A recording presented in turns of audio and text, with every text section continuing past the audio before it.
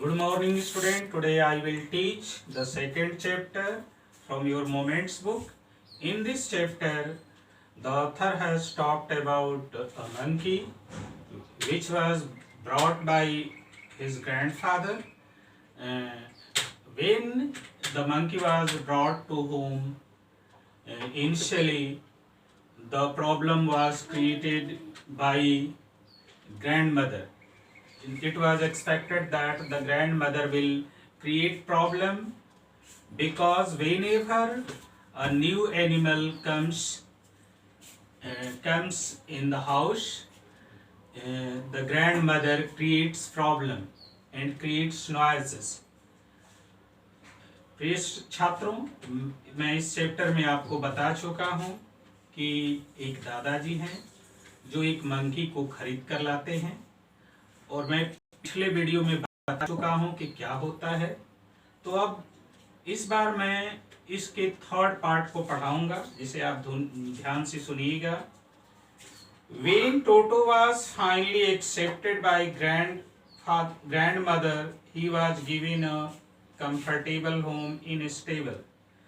जब दादी जी ने उस मंकी को स्वीकार, मतलब दादी जी को जब जानकारी हुई उस बंदर के बारे में और उन्होंने उस बंदर को स्वीकार कर लिया, तब उसे एक निश्चित स्थान दे दिया गया रहने के लिए, और वह था stable, where he had for a companion the family donkey Nana, जहाँ पे उसका साथी था एक डंकी, एक गधा, और वहाँ पे जहाँ पे उसका साथी था गधा, to his surprise he found Nana on Toto's first night in stable. Grandfather paid him a visit to see if he was comfortable. जब उसे स्टेबल में जगह दे दिया गया, तो उस रात को दादाजी यह देखने के लिए आए कि डंकी के साथ क्या हो रहा है, मंकी के साथ क्या हो रहा है, माने मंकी किस तरह से है। मंकी चूंकि नया था, इसलिए उसको देखने के लिए दादाजी आए। To his surprise he found Nana without a print cast, pulling at her halter and trying to keep her head as far as possible from a bundle of hay. तो उनके वो आश्चर्यचकित रह गए यह देखकर कि नाना बिना प्रत्यक्ष कारण के, बिना कारण के क्या कर रहा था, अपनी रस्सी को, जिस रस्सी से बांधा गया था, उसको उसके गले में बांधा गया था, उसको दूर खींच रहा था, और उसके सामने घास रखी हुई थी, उस घास से अपने को दूर कर रहा था। Grandfather gave Nana a slap across her haunches, और दादाजी यह देखकर नाना को एक थप्पड़ दिए। And she jerked back, और इसका परिणाम हुआ कि उसने सर अपना जो उठा रहा था, उधर कर रहा था, उसको वापस कर लिया। Dragging Toto with her, और टोटो को कुछ दूर घसीटता हुआ ले गया। He had fastened on her long ears with his sharp little teeth, और जो वह मंकी था, बंदर था, उसने क्या किया था, उस डंकी पे, उस नाना के लंबे जो कान थे, उस पे अपना दांत गड़ा दिया था। यानी वह बंदर उसके कान को अपने दांतों से पकड़ रखा था। टोटो and Nana never became friends. टोटो और नाना में कभी दोस्ती नहीं रही, वे कभी भी मित्र नहीं बने। A great treat for Toto during cold water winter evening was the large bowl of warm water given him by grandmother for his bath.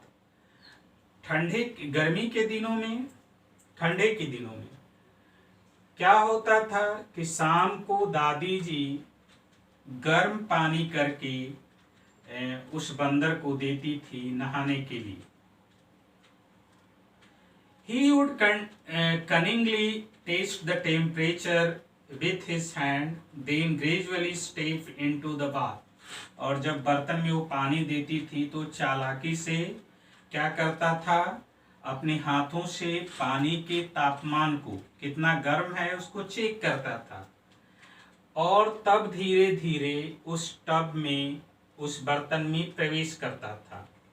First 1 foot then other as he had seen me doing. वह पहले पहला पैर रखता था फिर दूसरा पैर रखता था, जैसा कि लेखक बता रहा है कि वह बंदर मुझे करते हुए देखता था. Until he was into the water up to his neck.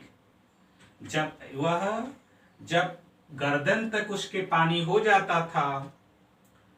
Once comfortable, और जब वह पूरे आराम की अवस्था में हो जाता था, मतलब कंफर्टेबल पोजीशन में हो जाता था, he would take soap in his hands or feet and rub himself all over.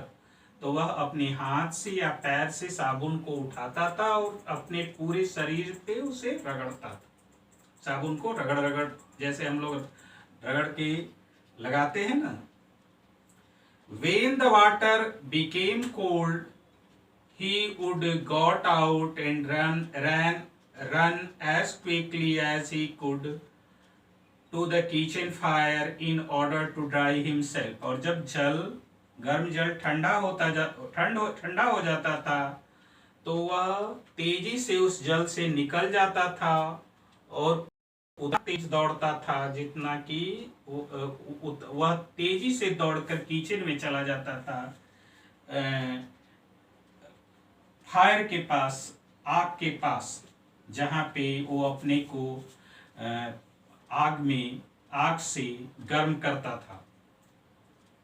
If anyone laughed at him during this performance, Toto's feeling would be hurt and he would refuse to go on with his bath. अगर कोई इस performance को जैसा नहाते वक्त टोटो करता था उसे देखकर अगर कोई हंस देता था तो टोटो नाराज हो जाता था, गुस्से में हो जाता था और फिर कभी उसके साथ स्नान करने नहीं जाता था. One day Toto nearly succeeded in boiling himself alive. एक दिन क्या हुआ कि टोटो अपने को बॉयल कर लिया, गर्म पानी में, गर्म केतली में वो प्रवेश कर गया और वह एक तरह से हाफ बॉइल्ड हो गया, आधा उबल गया. वो कैसे होता है? A large kitchen kettle had been left on the fire to boil for tea. एक बड़ी केतली आग पे रख दी गई थी चाय बनाने के लिए. Finding himself with nothing better to do, और टोटो को कुछ भी उपयुक्त कोई ऐसा काम नहीं मिला अच्छा जिसे वो कर सके, मतलब वह खाली बैठा था. Decided to remove the lid, इसलिए कुछ करने को सोचा और उसने जो लीड लगी थी, ढक्कन लगा था केतली पे, उसको हटा दिया. Finding the water just warm enough for bath, और जब वह उस जल को देखा तो वह गर्म था और बाथ के लिए, स्नान के लिए उपयुक्त था. He got in, वह उसमें प्रवेश कर गया केतली में. With his head sticking out from the open kettle, और केतली से उसका शरीर को अपने प्रवेश करा लिया और उसका सर ऊपर भी था, पानी के ऊपर था. This was just fine for a while, यह चीज तो कुछ देर तक तो वह उसमें ठीक रहा, उसे कोई नुकसान नहीं हुआ। Until the water began to boil, और जब पानी उबलना शुरू हुआ, माने पानी उबलना जब तक शुरू नहीं हुआ था तब तक तो वह ठीक ठाक रहा।